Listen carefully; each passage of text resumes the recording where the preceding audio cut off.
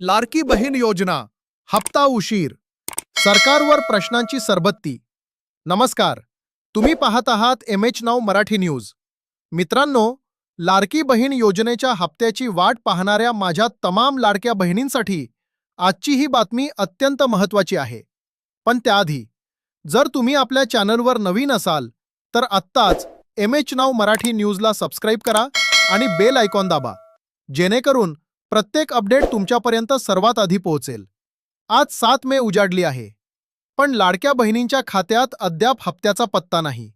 मे महिन्याचा पहिला आठवडा संपत आला असून सरकार आता KYC दुरुस्ती किंवा माहिती संकलन अशी कारणं पुढे करून वेळ मारून नेण्याचं काम करत आहे का, असा प्रश्न आता उपस्थित होत आहे. 1. सरकारला योजनेचा बोजा वाटतोय का? मित्रांनो, तामिळनाडू आणि पश्चिम बंगाल सारख्या राज्यांमध्येही अशा योजना यशस्वीपणे राबवल्या जात आहेत. मग आपल्या महाराष्ट्रातच 3-3 महिने विलंब का? मार्चचा हप्ता नाही, एप्रिलचा हप्ता गायब आणि आता मे महिनाही अर्धा संपत आला आहे.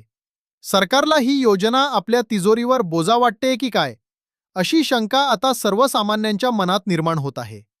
मुद्दा 2. मंत्र्यांची गप्प का? महिला व बालविकास मंत्री आदितीताई तटकरे यांनी या विषयावर आता स्पष्टीकरण देण्याची वेळ आली आहे. पात्र असूनही अनेक भगिनींना अर्ज भरता येत नाहीत. तांत्रिक अडचणी सुटत नाहीत. मग ही जबाबदारी कोणाची? केवळ आश्वासनं नकोत, आता ठोस अपडेट हवा आहे. मुद्दा 3.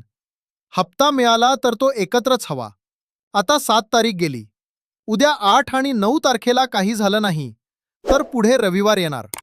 अशाने 20 तारीख येईल आणि मे महिनाही पेंडिंग पडेल. आमची सरकारला स्पष्ट विनंती आहे, आता जर हप्ता द्यायचा असेल तर तो 1 महिन्याचा देऊन चालणार नाही.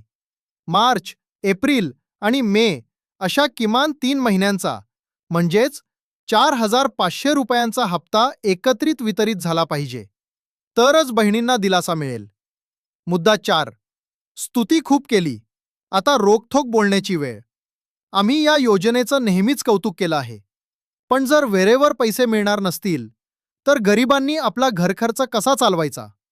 बचत गटाच्या महिलांनी आपलं नियोजन कसं करायचं? जर हप्ते असेच लांबणीवर पडले तर या योजनेचं भविष्य अंधारात गेल्याशिवाय राहणार नाही. आजच्या तारखेपर्यंत कोणताही नवीन GR आलेला नाही किंवा प्रशासकीय हालचाल दिसत नाही. सरकार लाडक्या बहिणींच्या भावनांशी खेळतंय का? तुम्हाला काय वाटतं? हप्ता कधी मिळाला पाहिजे? कमेंट्समध्ये नक्की सांगा. अशाच ताज्या आणि रोखठोक बातम्यांसाठी पाहत रहा MH9 मराठी न्यूज. जाता जाता पुन्हा एकदा विनंती, माहिती आवडली असेल तर व्हिडिओला लाईक करा आणि चॅनलला सबस्क्राईब करायला विसरू नका. धन्यवाद. जय महाराष्ट्र.